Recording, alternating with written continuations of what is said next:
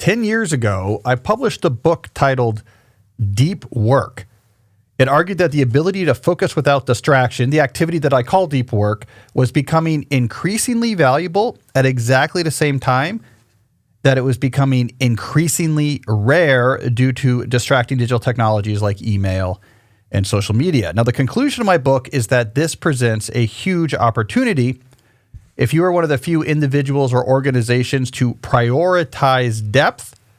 You will enjoy a big competitive advantage. Now, here's the thing. This book hit a nerve, became a bit of a word-of-mouth sensation. It sold now more than 2 million copies in over 45 languages, and that number's still going up. Jesse, earlier this month, we sold the new language rights for the Sinhala translation. Nice. That's, of course, the language spoken by the Sinhalese people of Sri Lanka. There's more languages out there than you might guess. Anyways, this is all great, but this book is now a decade old, which motivates a natural follow-up question. Do its ideas still hold in 2026? This is what we're going to explore today. So I brought my first edition copy of the book with me. I'm going to crack it open. We're going to reread its core ideas. I'm going to point out what remains true and what requires updates. Spoiler alert, I have a lot of new ideas to add. So if you felt like you've been drowning in distractions and are unsure if there's any hope for escaping, then this episode is for you. As always, I'm Cal Newport, and this is Deep Questions, the show for people seeking depth in a distracted world. And we'll get started right after the music.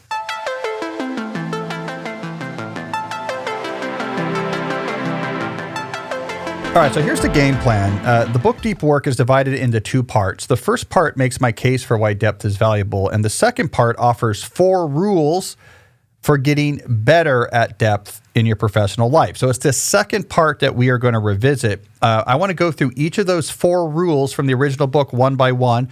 I'll summarize the 2016 advice and then answer the question, what would I change if I was rewriting that chapter today in 2026? All right, so let's get started with the first of the 4 rules from Deep Work, which is work deeply.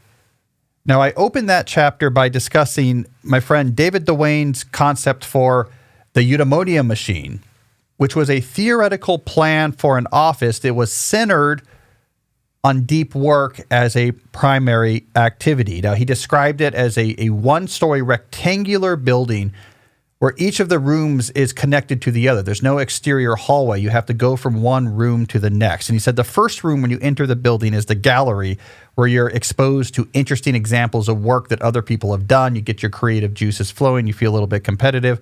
The next room you would proceed into would be the salon. He said there'd be couches and coffees and Wi-Fi. It was a place to talk with people and brood and think and brainstorm. If you continued into the eudaimonia machine plan, you get to the office space. Now we have cubicles and conference rooms and whiteboards, and you're sort of just doing the shallow work of work. And then finally, if you kept moving into the building, you would get to what he called the deep work chambers, which he described as being 6 by 10 rooms protected by soundproof walls. And that's where the real uninterrupted focus would happen. So I tell the story of this sort of theoretical plan for this building to open the chapter. Interesting point, Jesse. I noticed on this reread a mistake that no one has flagged before. What do we got? At the beginning of explaining the eudaimonia machine, I say Dewayne's plan calls for 5 rooms in sequence. And then I go on to describe 4 rooms. I cut one of the rooms out. And I don't remember which one it was, but I think there was, David's going to correct me. He listens to the show. I think there was an antechamber to the deep work chambers where you took a shower, you effaced yourself to prepare your mind for deep work. And or there might have been a room outside of the deep work chambers where you would reintegrate out of deep work mode. I think there was an extra room like that I cut out. No one's noticed that. There we go. I noticed it. Anyways, here's what I then wrote. Let me quote from the book. In an ideal world, one in which the true value of deep work is accepted and celebrated, we'd all have access to something like the eudaimonia machine. Perhaps not David Dewayne's exact design, but more generally speaking, a work environment and culture designed to help us extract as much value as possible from our brains. Unfortunately, this vision is far from our current reality. We instead find ourselves in a distracting open offices where inboxes cannot be neglected and meetings are incessant. a settings where colleagues would rather you respond quickly to their latest email than produce the best possible results. All right. And then I said, this is the goal for this chapter, is to simulate the effects of David Dewayne's theoretical Udemoti machine in your actual concrete real life. And I go on to give a bunch of advice for how to put in place rituals and routines to make deep work a protected regular part of your professional life. All right. So that is what I did in the Work Deeply chapter of Deep Work. What would I change or add in 2026? Well, there's two major ideas that are relevant to exactly this question that have emerged in recent years of my work. And if I was rewriting this chapter today, I would add both of these two ideas. The first of these ideas is the notion of hybrid attention, a hybrid attention model of working. I first introduced this in an article I wrote for The Atlantic 2 years ago. And here was the idea. You have a hybrid schedule at your office, meaning some days are in the office and some days are remote, okay? You synchronize it so that the remote days, most people are doing the remote days on the same day, so that way we have synchronization of when that's happening. And then, and this is the key part of the hybrid attention model, and I'm going to read this from my Atlantic article verbatim here, declare that the day spent working remotely will be dedicated completely to actual uninterrupted work. No meetings, no email, and no chat. Each team should follow the same schedule, saving conversations about work for when everyone is in the office together, right? So the idea is deep work days at home, shallow work days, meetings, conversations, office collaboration at the office. All right, let me go on and give my rationale. Again, I'm reading here from my Atlantic article. Given multiple days each week to do nothing but make progress on tasks, you'll more easily contain your backlog of commitments. This model should also reduce the total number of incoming tasks you're asked to handle, as the days without email or meetings are days in which your colleagues can't ask you to do more things. With less new work coming in and completed work going out faster, you'll be more efficient and less overwhelmed. The ability to take breaks from the digital whirlwind will also make life more bearable, regardless of its effect on your productivity. So I think this is a fantastic idea that can now be implemented at the team or office level that really would help you take advantage of the advantages of deep work in a simple to describe, implement, and maintain plan. It's just when you're at home, I don't want to hear from you. When you're in the office, you can tell me all that stuff you got done when you're at home, and that's when we can have meetings and emails. People would adjust quickly. You're never more than one day away from being able to talk to someone. I think the rate at which high-quality work would be completed in this model would be significantly larger, and it's much easier than having to negotiate each individual norm or habit or system or rule that's distracting people throughout the day. It's one rule that would immediately give you some pretty big deep work-related benefits. The second big idea, and this is something I've been talking about really just in the last year that I would add to a 2026 version of this chapter, is the idea of having clear rules for how you use and don't use AI to help make sure that these tools are not accidentally completely destabilizing your ability to go deep.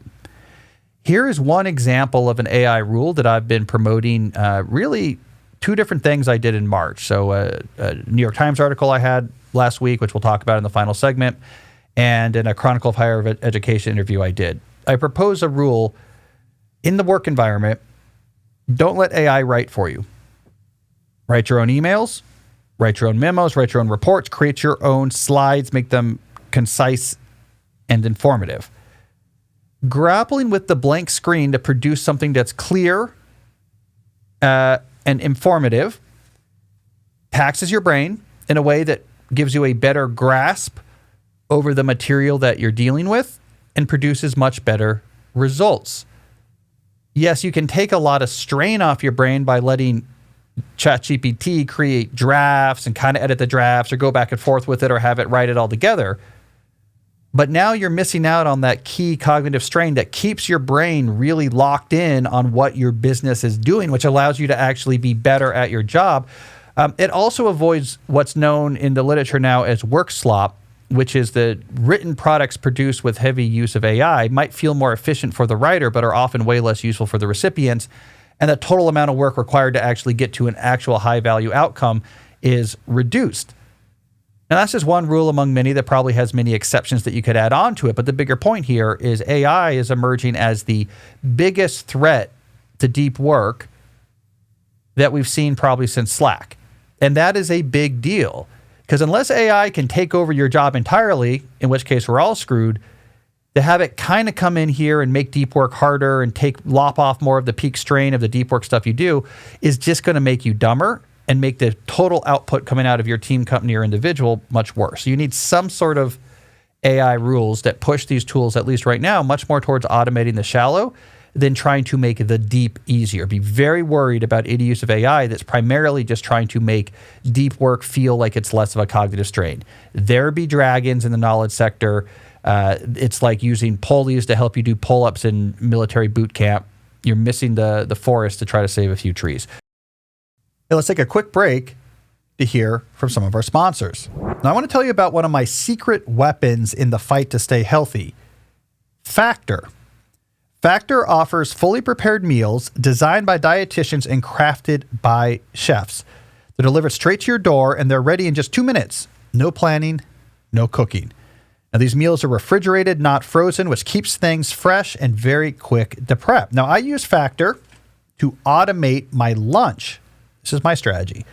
I don't want to waste brain power figuring out what to eat for lunch. I don't want to continually have to think what's available, what's not, and then just kind of give up and grab a slice of pizza. So what I can do instead is just grab a Factor meal from the fridge, boom, 2 minutes in the microwave, healthy meal, tastes great, don't have to think about it. Factor offers quality functional ingredients, including lean proteins, colorful veggies, whole food ingredients, and healthy fats. They're also good with the spices. There's a lot of good spices they have on these dishes, so they're fun to eat. You want variety? They have 100 rotating weekly meals to keep things fresh and delicious with options that include high protein, calorie smart, Mediterranean diet, GLP-1 support, ready-to-eat salads, and many more. It's an easy way and a good tasting way to stay healthy. So head to factormeals.com/deep50off and use the code DEEP, the number 50, the word off, to get 50% off and free breakfast for a year. Offer only valid for new Factor customers with code and qualifying auto-renewing subscription purchase. Make healthier eating easy with Factor. I also want to talk about our friends at Shopify. Starting a new business is hard. I remember what it was like starting up this media company that produces this podcast. And here's what I learned. Don't reinvent the wheel. Whenever there's a trusted industry leader you can use, you should. This is where Shopify enters the scene. If you need to sell something, you need Shopify. Shopify is the commerce platform behind millions of businesses around the world and 10% of all e-commerce in the US, from big names like Allbirds and Mattel to new brands just getting started. You want to sell online? You get started with your own design studio with hundreds of ready-to-use templates. Need help spreading the word? Shopify can help you there too, easily creating email and social media campaigns to get your customers wherever they are scrolling or strolling. If we ever start selling products here on this show, I know exactly what platform we'll use. It would be Shopify. It's time to turn those what ifs into with Shopify today. Sign up for your $1 per month trial at shopify.com/deep. Go to shopify.com/deep. That's shopify.com/deep. All right, let's get back to the show. Rule number 2 from the book Deep Work was titled Embrace Boredom. This chapter was about the need to train your brain to get better at focusing. Don't just assume you're very good at concentrating without distraction. It's actually a skill you have to practice. Now, I opened this chapter on the story of Adam Marlin, who's an Orthodox Jew with 3 Ivy League degrees, who in his 20s started practicing Havruta. Sorry, I said the Hebrew wrong, which is where you study either Torah or Talmud with a partner. So you sit like at the same desk and you're going back and forth trying to do interpretations, debate, and argue. It's intellectually very intense. I actually write about that later in Deep Work. I call it the whiteboard effect. It's true for like many intellectual fields. When you're doing something synchronously with someone else, you get a lot more depth of focus out of it because you have to maintain your focus in order to keep up with the other person, and they push you on the edges. So actually working with a partner can be really mentally straining in a good way. Now, Marlin reports how he had thought of himself, he had all these Ivy League degrees. When he began the practice of Havruta, he thought of himself as a smart person. But when he began working with these people who had been doing this, other members of the shul who had been doing this since for years, he said, and I quote, they could run intellectual circles around him. And that's when he realized there's smart in the sense of like, I know a lot of stuff. And then there's smart in the sense of I can apply my mental horsepower with incredible focus, and that he was missing on that part. So he got really into the study. He would do it every day, 6:30 in the morning, because you would do it before work.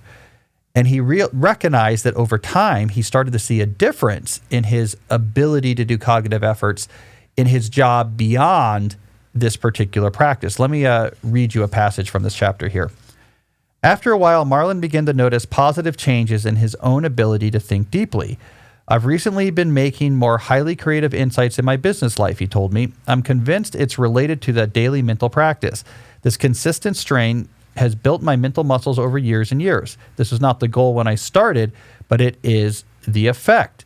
And then I go on in that chapter to give a lot of other advice for how you might train your brain, such as the idea of you should think of yourself as taking breaks from focus to schedule some brief moments of distraction as opposed to the opposite way around. And you should do things like memorize a deck of cards, which is a shorthand for focus requiring activities that get you used to focusing. All right, what would I change if I was rewriting Rule 2 from Deep Work in 2026? So over, years of talking about focus training and training your brain, I have a whole extended toolkit of suggestions that, were not in that original chapter, but I would add today. I've picked out 4.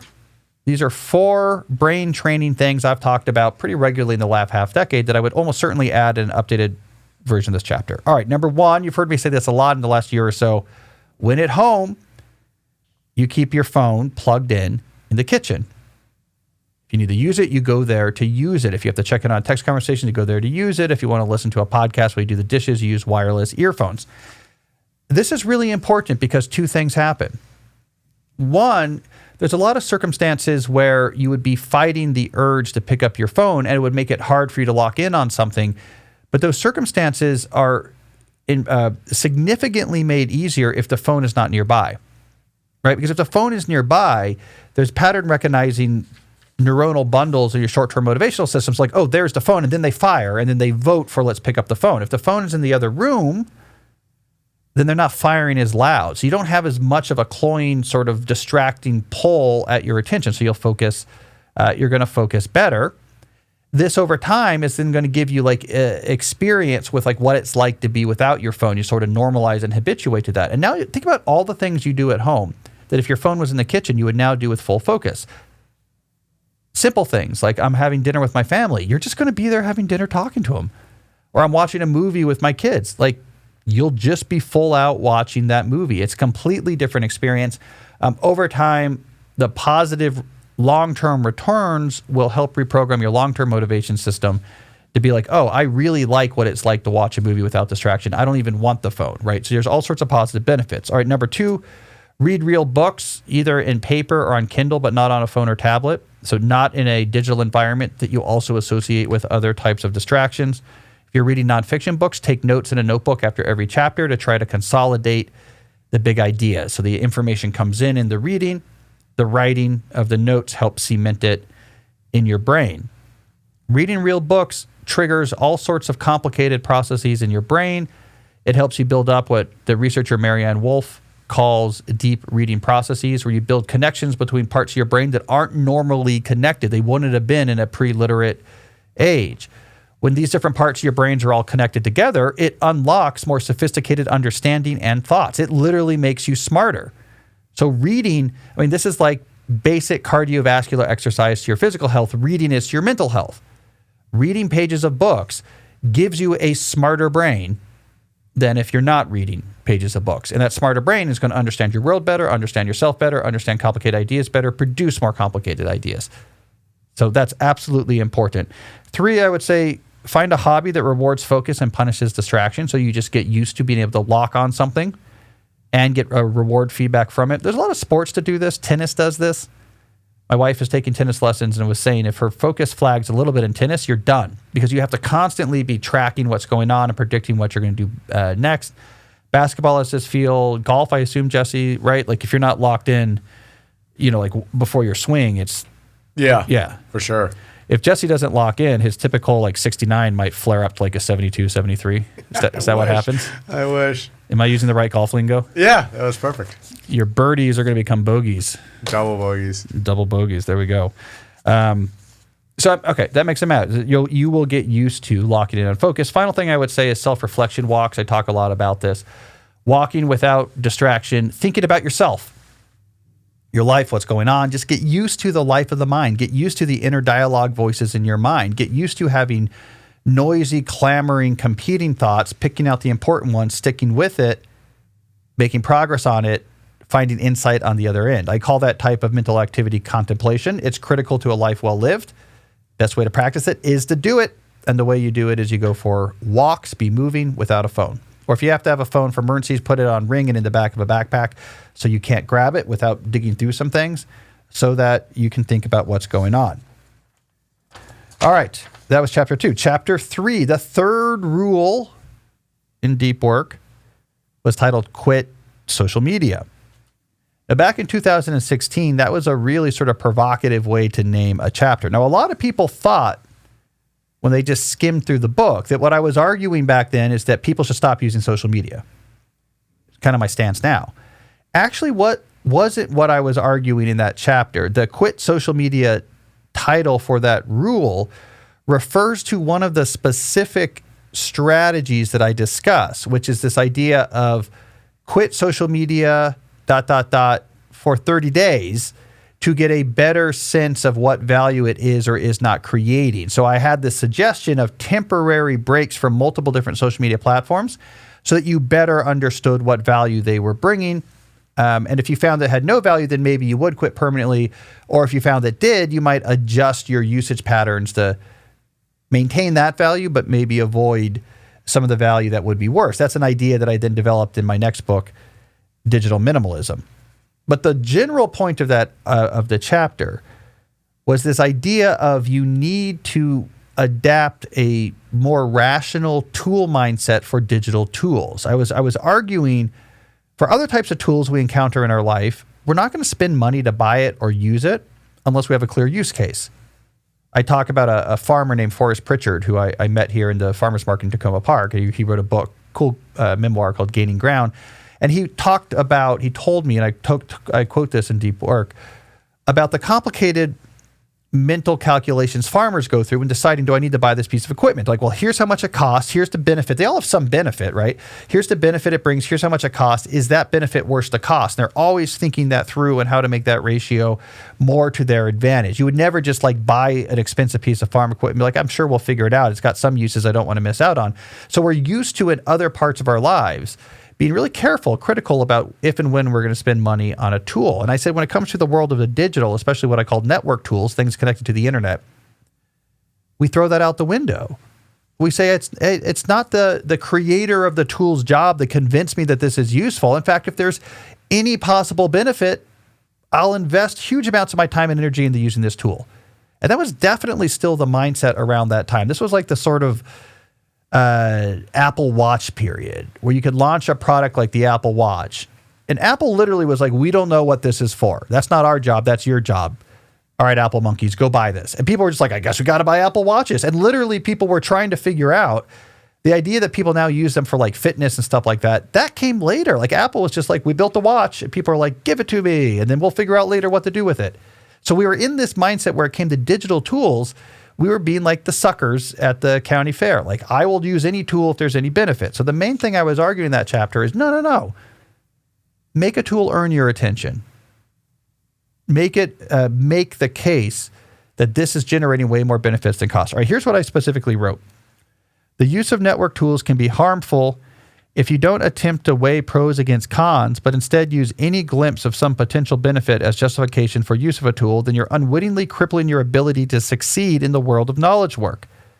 I then propose an alternative approach, which I call the craftsman approach to tool selection, which I define as follows. Identify the core factors that determine success and happiness in your professional and personal life.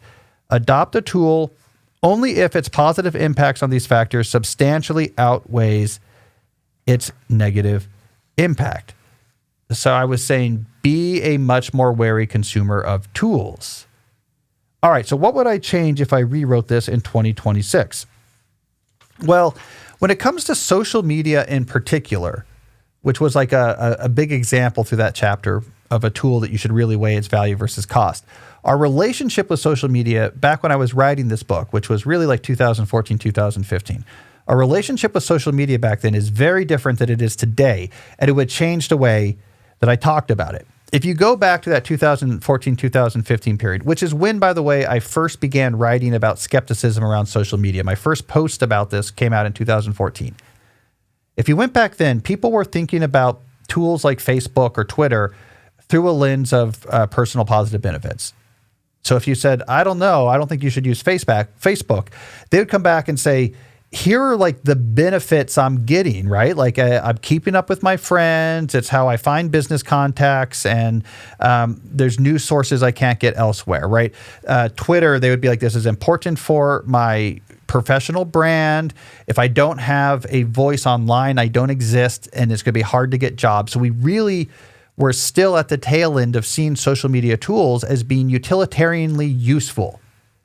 I don't want to give up on benefits. If you go back and watch my TEDx talk, Quit Social Media, that went viral, and it's at like 11 million views now. I recorded that the summer after Deep Work came out, I believe. Go back even then, right? Watch that talk. I'm mainly responding to people's objections to quitting social media based on the value they think they're getting, right? So it's all responses to the types of things where people say, I don't want to give up this value. And I would have to argue, like, that's not as valuable as you think. And the cost there is bigger than you think, right? So it was definitely like a utilitarian calculus people were applying to social media back then, which is why I approached it with this, like, let's weigh pros and cons. It's kind of like a quiet push, quiet touch to get people to use less social media. Today in 2026, that is not our relationship with social media. It has completely morphed away from value propositions and has leaned into sort of pure addiction. Like, think about a tool like TikTok and how different this is than like 2014 Facebook. TikTok no longer is like, hey, this is about people you know. You're not following friends. You're not getting updates from people you know. TikTok, unlike early Instagram, is not about, okay, I have selected maybe like more well-known people who I'm very interested in, and I want to hear their takes on things. So I'm following an artist I like, and I'm following a writer who has like inspiring quotes. TikTok's like, no, you don't follow anybody. We're just going to show you stuff, right? We're just going to show you stuff that's engaging. So you cannot tell yourself you're keeping up with people or you're trying to follow people that you think is interesting. The huge change here, and this is so big compared, we forget this, but such a big change. None of these platforms are about posting anymore. They were entirely about posting back then. It was about your stuff you posted, you wanting to put stuff out into the world, right? One of the original addiction hooks that Facebook introduced in their product was the like button. And I write about this in Digital Minimalism, which came out a few years later, this idea that I have an unpredictable indicator of what people think about me. So I put a post out there, and there's going to be this number. If the number is low, that's like people being mad at me. If that number is high, then people are lauding me. And that was like the most addictive piece of information you could imagine. Of course, I have to go back to this device a lot. I have to see that number. The like button made mobile-enabled social media incredibly addicting, right? This is what it was about. When I said in Deep Work, quit social media for 30 days, one of the big things I wrote about was you think people really care what you have to say, but you'll notice when you quit for 30 days that no one even noticed that you were gone, right? So posting was a big part of social media. Not today. You're on TikTok. Like you're not there to post your own videos. You're just there to consume. You're on X, like you're just there to consume. You want to see the circus. You want to see the people, the gladiators fight. You're on Instagram. You just want to consume. You're no longer like posting photos of your vacations as much anymore. It's just pure consumption that has been made to be as compelling as possible, to keep you on the device as much as possible. So no one argues anymore. Oh, I have so much value from this that I'm going to miss out on all these opportunities and keeping up with friends. No, they're just like, I can't help myself. It numbs me. It makes chemicals flow. Life is hard. This is my booze, basically.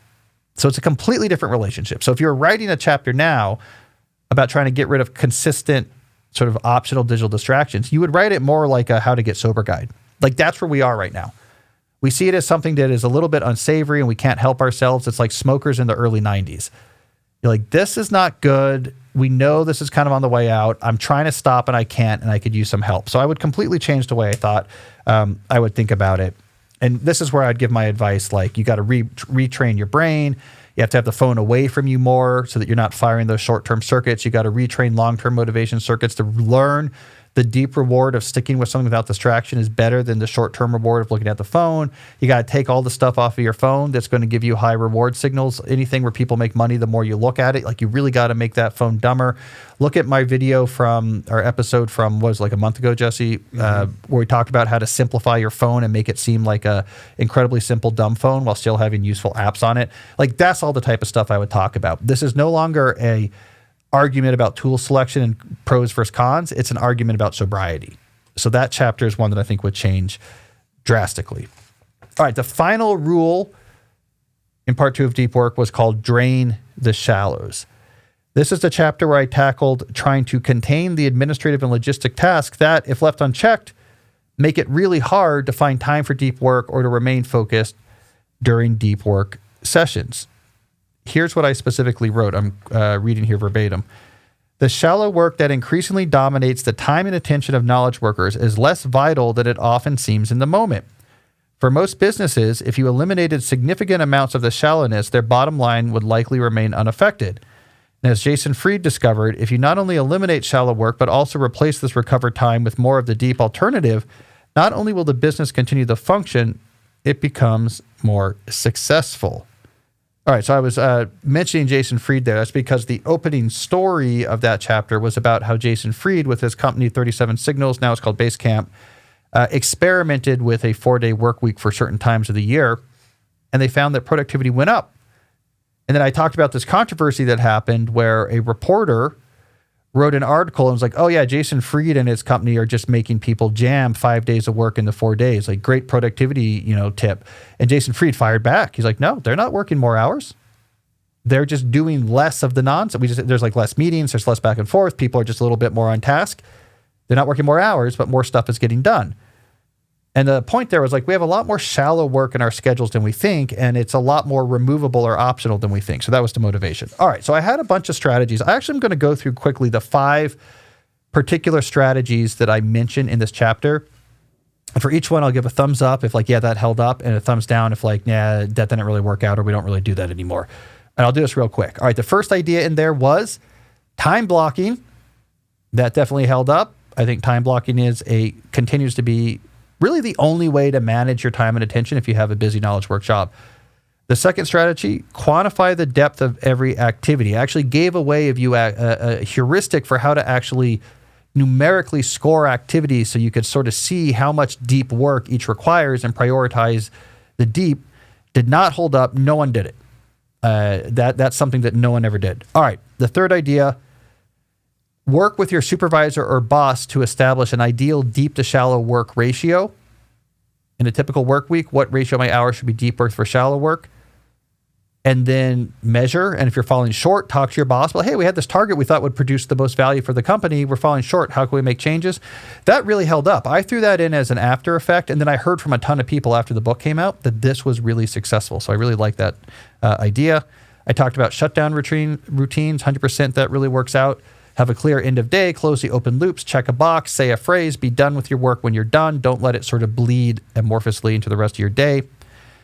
The final strategy was becoming better at email. And I gave a bunch of different strategies in there.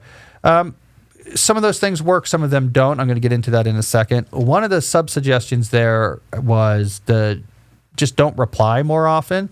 That triggered Adam Grant to write an op-ed in the New York Times, say like, that's actually a bad idea, that's rude. And we had we ended up working this out, Jesse, on an episode of his podcast. Mm-hmm. So look at one of my appearances on Work Life Podcast with Adam, and we sort of in a good-natured way got into that. All right, so what would I add if I was rewriting this chapter in 2026? There was 2 big ideas that showed up in subsequent books after Deep Work that should fit absolutely here. The first idea is replacing the hyperactive hive mind.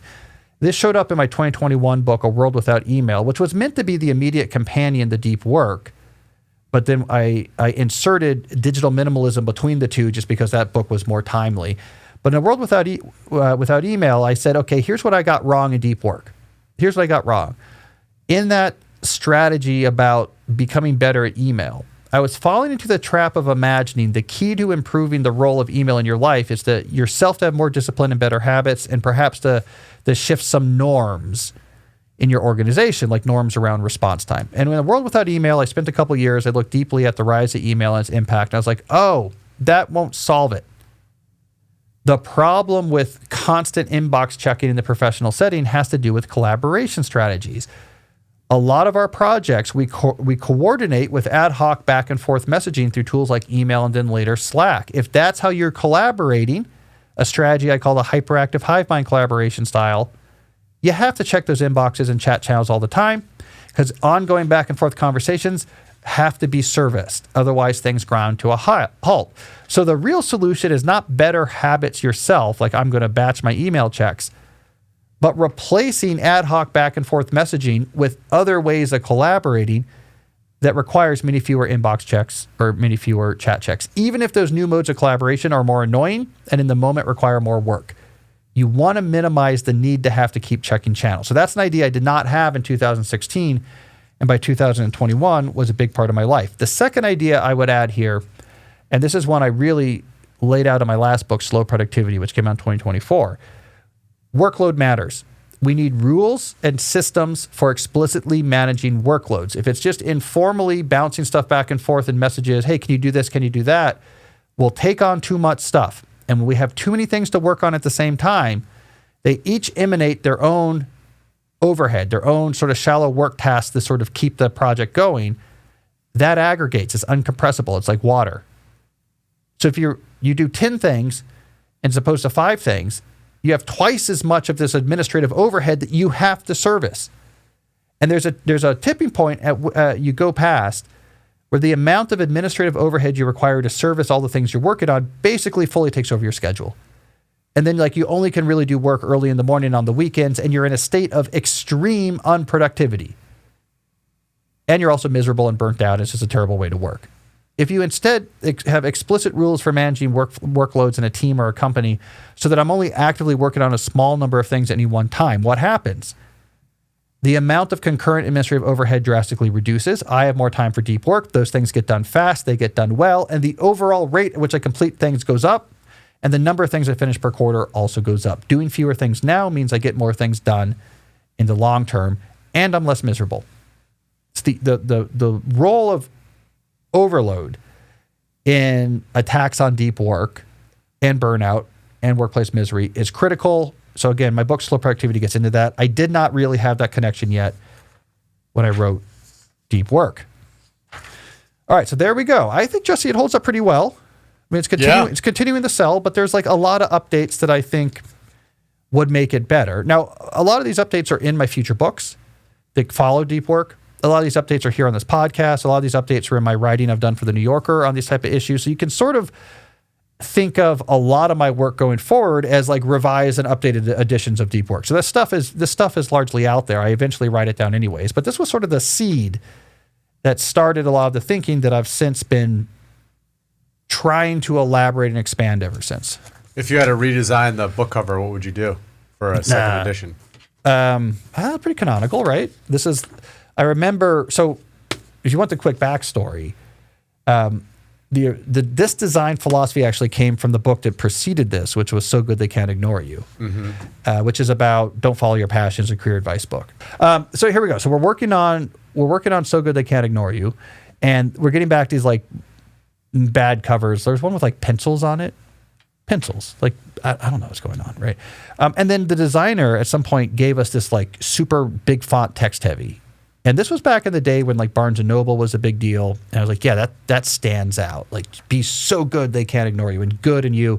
And that's where the design philosophy came from. Same imprint. So when we did Deep Work, we're like, yeah, we're going all in on big, just boom, big lettering. And it kind of started a cover trend. And a bunch of books did this, and now the trend has kind of moved on. But there's a period where just being big and declarative was a cool way to do titles. So I would either do this. And then Slow Productivity is more inspirational with the picture. So this is me going a completely different way. So with Slow Productivity, I was like, I want to do full bleed imagery.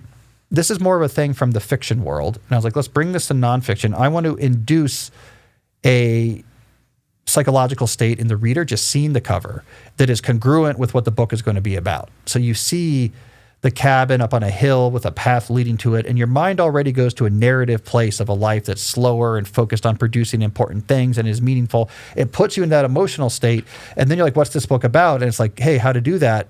Put those two things together. You're like, boom, I want to go. So yeah, so we have to keep evolving. Like, I don't think this cover style is like the right style anymore. Yeah, that's why I kind of asked. Yeah. Well, it's kind of I was just because I know that you've been evolving. If I really was going to redesign it, I would either keep it there or basically just have the dinosaur from Jurassic Park, that famous, the skeleton. It's a famous cover. Just play it back. No other explanation. Just the Crichton Estate has to give you those books for your new Maker Lab HQ. We got to reach out. I want first editions for the lab. I'm going to reach out. Maybe I'll have you reach out. I mean, you're a huge fan. Yeah. The Crichton Foundation. I want first edition books, Crichton books for my lab. I'll send them a picture. It'll be great. And then you can write the biography for Crichton. I know. I do want to write a Crichton biography. There's fewer words I could say, I guess, beyond like, the only thing that would probably make my agent even more nervous than me saying I want to write a biography would be like if I wanted to write like a child's picture book. Like, I don't know what would be worse from her perspective to be like, I want to write a biography of someone, that unless it was like, you know what worlds have not come together like enough recently? Pornography and cookbooks. You could probably do a good kid's book on baseball. You see, she's in cold sweats now. If she's hearing this, she's like, Jesse, stop it. Do not plant these seeds in his mind. All right. Well, that's enough hearing from me. Now it's time to hear from you. That's where we move on to the inbox segment to hear your messages. Before we get there, though, let's take a quick break to hear from some of our sponsors. Now, you all know that I'm a big fan of Wayfair. It's the one-stop shop to upgrade your spaces with quality pieces that work within your budget. In fact, Jesse, I actually just bought a bunch of stuff from Wayfair as part of the renovation that we're doing in the production office next door here in the Deep Work HQ, including, and I'm about to bring this over, a great rug. They had all sorts of selection, right? I could get exactly the size I want. And then my wife and I looked at like 100 options and found like exactly the rug that I'm looking for. Ironically, it's a giant picture of my face. Well, Wayfair had that. That was pretty personal. Who knows about that? And the price was great. I was like, okay, I'm very excited about it. Here's something that is time sensitive that I'm particularly jazzed up about at the moment. Way Day at Wayfair. All right, so this is from April 25th through the 27th. You can score the best deals in home, like up to 80% off with free shipping, up to 80% off on some items with free shipping on everything. So whether you're looking for a major overhaul of a space or just to spruce things up, whether it's your bedroom, your kitchen, your office, or outdoor patio, you need Wayfair, and in particular, look forward to Way Day, which is coming up on April 25th. So remember, Way Day is the sale to shop the best deals in home, and we're talking up to 80% off with free, fast, and free shipping on everything. Head to wayfair.com April 25th through April 27th to shop Way Day. That's WAYFAIR.com. Wayfair, every style, every home. As longtime listeners know, I'm also a fan of Notion, an AI-powered connected workspace for teams. Now, Notion brings all of your notes, docs, and projects into one space that just works. It's seamless, flexible, powerful, and actually fun to use. I like Notion because it's great for building custom workflows that can help you escape the hyperactive hive mind world of endless ad hoc emails and Slack and actually be much more structured in your collaboration. Now, here's what's been catching my attention recently. Notion has been integrating AI into their already useful product in really smart ways. With AI built right in, you can now spend less time switching between tools and apps and more time creating great work. And with their new custom agents, the busy work that used to take hours or never actually happened at all can run itself. Now, here's an example I saw recently that caught my attention. Someone customized what they called a status update agent that each week could look at the ongoing projects being tracked in Notion and automatically scan for progress and create a progress report to send to all of the team. Now, this is cool stuff, which helps explain why Notion is used by over 50% of Fortune 500 companies. So try custom agents now at notion.com/Cal. This is all lowercase letters, notion.com/Cal to try custom agents today. And when you use our link, you're supporting our show. All right, let's get back to the show. All right, so now let's get going and open up our inbox. Remember, if you have a question for me or a case study you want to share, or maybe just like an interesting article you want to try to get me to do a rant, the right way to do it now is send an email to podcast@calnewport.com. All right, Jesse, what's our first message today? The first message comes from Shelly. All right, Shelly, what we got here? All right, Shelly says, I'm a product manager in health tech, and I keep getting pressure from friends and family saying I should have AI write my documentation, market research, business cases, etc. My position on this is that it will make me dumber, and if my job is to persuade people to do something, how can I do that live if I lose the ability to articulate it in writing and understand it deeply? All right, I've been hearing this a lot. I gotta say, Jesse, this like, let's let AI do our writing. Let's collaborate with AI to help like test our ideas and get our writing out. I find the whole thing to be very depressing and like anxiety producing and depressing. It's like, you spend years uncovering and realizing and clarifying the importance of cognition in the human experience and in the knowledge economy and in science and in everything. And then it's just like a lot of chirpy people out in Silicon Valley, like, yeah, just kind of like, let's not do that. Or just let computers do a lot. Let's just do that worse. Wouldn't that be fun? And like, of course, people are like, sure, because this stuff is hard, right? Like, look, if you are at Marine boot camp and someone comes around and is like, hey guys, I have this like little like car jack thing you put under you when you do push-ups, and it like gives you, it takes a lot of weight off of it. You're like, yeah, push-ups stink. I don't like doing all these push-ups. So yeah, let's use that thing. This is great. I could do like 1,000 push-ups now. In the time, and it would use AI talk, in the time it used to take me to do 10 push-ups, I can now do 30 push-ups, But you're like, guys, the whole point of doing the push-ups, it's discipline and strength because of like your soldiers. I feel that way about AI. All right, so I have two responses to Shelly. This whole thing's depressing, anxiety producing to me. Point number one, read, think, write is a cycle. Take in information, you think about information, you write something based on that understanding. It is a fundamental cognition loop that helps you make your human brain valuable and capable of producing valuable things, especially in like the knowledge sector, economically speaking. If you take one of those parts out or diminish it, if you say like, I'm not going to really do much of the writing, or I'm going to do it in a sort of kind of like half-aid way where I'm like sort of writing, but really just kind of like editing stuff that ChatGPT wrote, like you're avoiding any type of strain, that loop breaks. And your brain getting increasingly better at being able to produce valuable original thought gets worse. You get dumber, which is not what you want to do when half of our economy is based on advanced knowledge sector types of companies. Point number two, no one understands anything about productivity. I mean, this was what my last book was about. The first part of my last book, about the numbskull ways in which how we define productivity and knowledge work. Like anything being easier or faster, we're like, I'm more productive. Are you though? Like, is this like, does this directly actually make you more productive? So like, let's be specific here. I talked about this 2 weeks ago in my episode about AI making us worse at work. Let's look at like Shelly's example. Maybe you produce market research reports, as she mentions. Maybe this is like a key part of your job. Is this the bottleneck? Is the literal time it takes you to write the market research report the main bottleneck on how much value you're producing for your company? Almost certainly not. I mean, you're probably producing one of these reports like once a month. So like, let's say in absolute terms, you're replacing like, hey, if I was prompting AI and not really doing the thinking myself, I could make this report in like 45 minutes. It otherwise takes me 5 hours. In the course of a month, does that really matter? Like, is that really unlocking a lot more value for the company? It's the time required to produce that marketing report was not the bottleneck. The bottleneck was actually probably the sophistication, nuance, and value of what you put in that marketing report. In fact, triple your time might make you way more productive from the sense of like, this report is containing more value. We often mistake ourselves. We think about efficiency because we have assembly line thinking, but we're not doing one thing on an assembly line. And when you're not doing one thing on an assembly line, raw efficiency on task execution time doesn't necessarily lead to more proverbial Model Ts being produced. Now, if Shelly's job was literally producing marketing reports back-to-back 8 hours a day, 5 days a week, that's all I do, which is like an absurd thing, but let's just use this thought experiment.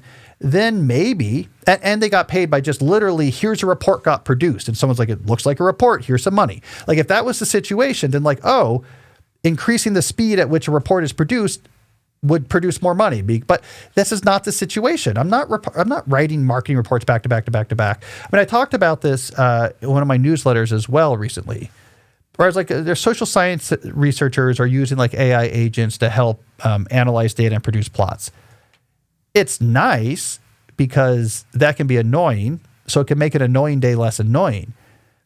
But as I argued, it's not the bottleneck on producing academic papers. Academic papers are not produced by, I sit here all day long analyzing data and produce charts. That's it. I'm an assembly line worker. That's my Model T. And if I could do that faster, I produce more papers. Like, well, no, you're writing one paper every 3 or 4 months. There was one day in there in which you're analyzing data. It's nice if you could do that in a half day instead, but it's not going to produce more papers. So we need to have the real definition of productivity, which is the quality and quantity of the final thing that goes out in the world is actually worth money. Making individual things faster does not necessarily increase that. So we have to focus on the things that really matter. All right, what do I got?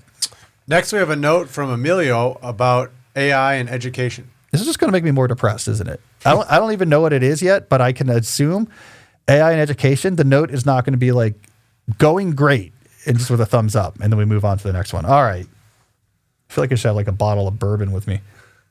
That would be a fun show, Jesse. We take every time we read something depressing about AI, take a shot of bourbon. Ferris would do that at times back in the past. With Kevin. Yeah. They do wine. Or sometimes they do tequila. I can talk to Tim. But then I think they both quit and maybe they started again. I don't know. It's hard to keep track. They're old now. We're all old. All right. Here we go. All right. I'm sure this is going to be uplifting. The effects of AI and education. The effects of AI and education are frankly depressing. Oh, see, right off the bat, Jesse. He's previewing. This is very depressing what I'm about to tell you. All right, let's hammer on. Get my bourbon ready. I remember how much I struggled to come up with ideas and convey them in an essay, for example, and the deep satisfaction that came with it. Well-written text used to be admirable. Now I see my siblings and friends in university delegating almost all of their writing to ChatGPT, limiting themselves to curate text with prompts, and they love it. Of course they love it. It's easier. People don't like hard things. One of my peers proudly said to me something like, I never, ever write anything without AI, be it a large report or an email. Look, I write terribly, even with spelling mistakes, and just let ChatGPT fix it for me. We have to be thankful that we have these tools and take advantage of them. His senior project was written this way, and he has got very good grades. He has arranged a PhD position after graduation, while most of us are struggling to get any income at all. I mean, you might as well just buy an essay online, right? Like, yeah, here's the challenge of education is not, okay, we've set up this obstacle course for you.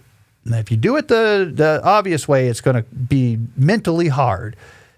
If you can minimize, what we want to see is how much can you minimize your mental strain? Well, in the end, like, why not just like I hired someone else to write the paper for me, right? Like that's kind of where we're rapidly going. Writing is taking the information that you ingested through reading and conversation and taking that ideas and then outputting original information based on those ideas. That act cements that information in your mind. If you go back and read my second book, How to Become a Straight A Student, where I studied a bunch of straight A college students who didn't seem like they were grinds. What was the number one thing that unified how they approach studying? Active recall. Like, how do I learn something? I ingest it, I think about it, and then I write it out. So from scratch, it was all about producing answers from scratch without looking at your notes. There was no more effective way to get prepared for a test because writing is a key part of the information intake loop. You have the information, it's in there, but it's not necessarily super accessible. When you write it, boom, those connections happen. It's how you get smarter. It's the entire point of education. Yes, you can have a machine that has taken in like all of the writing on the internet. So it knows the structure of languages and topics. It's seen it all. And yes, it can use all that information to write for you. You could also copy things out of a book and hand it in. That's also less strain. You can go on the internet and Google it and copy and paste things from articles. That would also be less strain. But it defeats the entire purpose of writing in an educational environment. Writing quality should be something that you admire because the better writer you are, the more writing you've done, which probably means the smarter you are because that's more time that you've actually spent actually cementing concepts in your head. Like Jesse, I was surprised We'll talk about more about this soon, but like I had this big New York Times piece a couple weekends ago. And one of the most consistent pieces of feedback I got from, I got all sorts of messages, but one of the most consistent things I noticed was how many people in their responses were surprised about, man, the writing was so good. And it wasn't even like this was brilliant writing.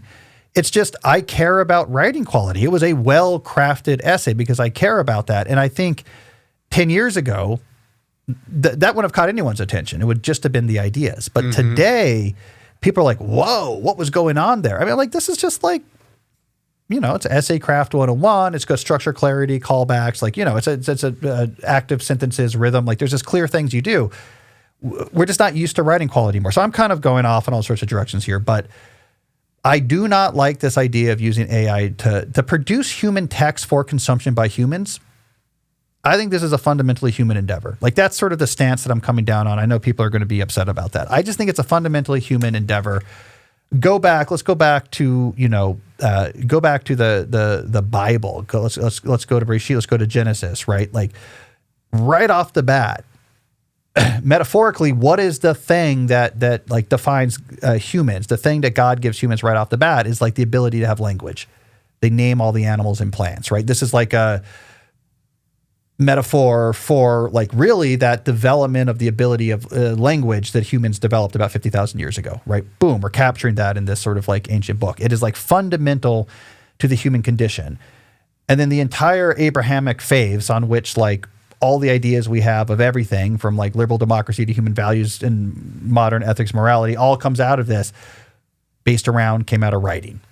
Where do you get the Hebrew Bible? Where do you get Torah? Like, these Proto-Phoenicians in the Eastern Mediterranean were one of the first alphabet-style languages emerges for writing that allows much more widespread literacy. And in the ability to write, all of these ideas come out of it. It is the human thing. There's some sort of like Tower of Babel type of analogy here to like, well, what if we, instead of making this a deeply human important thing, we build like machines to try to like take this ability away. Take it away from God or whatever. So there's probably a religious argument here. I just think there's going to be a resistance to this. I do not want to read stuff that a machine produced. If you want to use a machine to help you communicate, have it produce charts or tables or machine language, right? But English or whatever language, like the written language, this is humans transmitting a cognitive reality to another human. I think it's a deeply human endeavor, and it has all these practical benefits. So I do not like this, like, just let ChatGPT write for me all the time. It's not a small thing to say. It's not a small thing to say. It's like, I make money by selling my organs. It's like there's a deeply humanistic thing here that I don't think we're recognizing yet, but hopefully we will. All right. Do we have anything more cheerful here? What do we have? We do. All right. Here's someone who's successfully avoided social media with no real negative impacts. All right. So it says from Anonymous, because I don't know if they know they were sharing this as a case study. All right, here we go. Having said that, I prescribe to what you write and talk about. I have no social media accounts, nor watch TikTok or YouTube, and basically just keep a LinkedIn profile to keep my business partner content. My standard excuse is that once I am able to return all emails, phone calls, and texts in a timely manner, I will then consider adding more forms of communication technology. In reality, I have no need and see others constantly distracted by them. I keep an open mind on most items, and someday may come when some form of these technologies make sense for me. In the meantime, I will stay out of the matrix for as long as possible. All right, that's a nice note to end on. That's like straight out of deep work. Make the tool do the job of convincing yourself you need to use it. It's not your job. You're not a beta tester. You're not a quality insurance tester. You're not a product reviewer. You don't need to go use all these tools and then try to back justify why you have them. If they haven't convinced you they're useful, you don't need them in your life. So, all right, that made me feel a little bit better. All right, let's move on to our final segment here where we check in on what I've been up to. All right, so I mentioned this New York Times article a couple times. Let me just bring it up briefly, Jesse. I should talk about it briefly. All right, so I had an article, not yesterday, but the Sunday before. It had a bunch of different titles, including There's a Good Reason You Can't Concentrate. And it was an op-ed that basically made a call for, and this is a cool graphic. That's Christoph Niemann, who does. I like that. Yeah, he does a lot of New Yorker covers as well. He's a great graphic designer. So it makes the argument that we need a revolution in cognitive fitness like we had in physical fitness in the 20th century. We need to be like what we consume digital information and exercising our brain should be things we care a lot about, like we learn to care about what we eat and having to do exercise. So it's like a manifesto. It's a long form piece. It's my 7th op-ed I've written for the New York Times, but this one, Jesse, was my first lead opinion piece. So this was the lead Sunday opinion piece. It was the entire cover of the Sunday opinion section that Sunday, and got the feature in the opinion newsletter and their sort of full brunt of marketing. So that's basically like the biggest audience left you can get now in American like newspaper magazine writer. Like the lead, that's it. This is the last biggest thing you have, is being the lead opinion piece. So I was proud about that. I bought the paper because it's a whole, big broadsheet of just this graphic of the brain lifting the whatever, just like the whole cover was that. So maybe we'll frame it for the HQ. Yeah. So that's good. So anyways, got a lot of good feedback about it. Really exciting. Hopefully you read it. Hopefully you liked it. It's a call to revolution that I really believe in, and hopefully other people believe in it as well, and we get a little bit of momentum here. On the reading front, finished the Sanderson book. What'd you think? Finished it on March 30th, so I got my 5 in. I liked it. It's a genre book, genre fantasy, and the thing I hadn't done in a while, it's a long book, 650 pages, short for Sanderson, but long for me. I hadn't actually done that in a while. One of those type of books where the whole point, they do a lot of world building, and the whole point is just to get lost. You just sort of like want to get into this state where you get lost in the world and you're just in the world and stuff is happening. The movie is playing in your head. That's the appeal of especially genre novels in particular. Like you're just sort of like, you get lost in these worlds. I read a lot of nonfiction, which is much more you get lost in intellectual world. You have ideas and you're playing with it. This is much more like empathetic, visual, action-based or whatever. I'm like, oh, that's fun. That's a good experience. So I'll probably read another one. Not yet. They take me a while because they're long. And your kid read it too, right? Yeah, he read I think the whole Mistborn extended trilogy, and now he's on the second of the Stormlight. So he must like it. Those are beast books. Those are like 1,000+ pages. Yeah. He loves them. Yeah.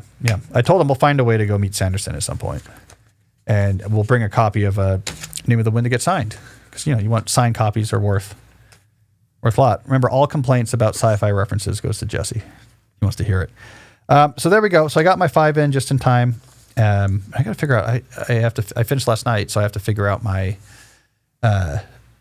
April books.